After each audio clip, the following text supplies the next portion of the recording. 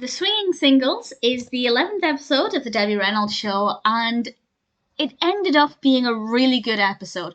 But I have to say, the first half of it was a little slow. It took a little while to get going, but I'd say the second half was pretty brilliant. So I'll discuss the second half with a spoiler warning, but the main narrative involves this apartment complex called the Polynesian, where you're only allowed to live there if you're single. And Elsa, a model friend of Debbie's, phones her up and asks her to go and give money to this Polynesian, a down payment on the apartment. But it turns out that because she's a model, she also has a deal where she will model for the artist, and it's part of the, I believe, reduced rent or whatever. But Debbie's not aware of this when she decides to pretend to be Elsa and put on this Hungarian accent and puts on this disguise and pretends to be Elsa to see what it's like inside this apartment building, because she's curious, what's it like when you have a building just full of single people? And I don't know if such buildings exist, but it did kind of beg the question, what happens if people who live there kind of couple up? Do they still get to stay there? I don't know. I had questions, but those questions weren't answered. But Debbie goes along pretending to be Elsa. Charlotte's there with her, and she realizes that Elsa was meant to model naked. And obviously Debbie doesn't want to do this, but how is she going to get out of it without confessing that she pretended to be Elsa and that she's not actually her?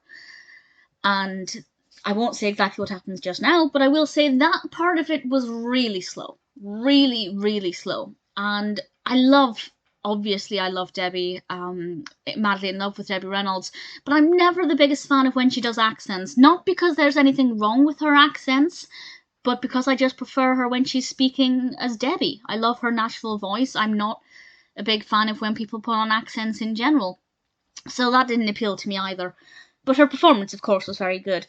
But once it got going and ultimately what happened, I really enjoyed. So I'll discuss now with a spoiler warning one moment that I found to be brilliant, and then one which is a big spoiler for what happens in the final scene. So spoilers from now. I have to say, I genuinely laughed at Bob's reaction when Charlotte told Bob what was happening and how he responded to it, and when he picked up the phone. It amused me a lot. I thought it was very, very well done. Bob is such a kind of an underrated character. I find he's often a great source of comedy, and is really a lot of fun, and really enjoyed him in this. And then, of course, we have the ending with Jim dressing up as the artist, and I was fooled.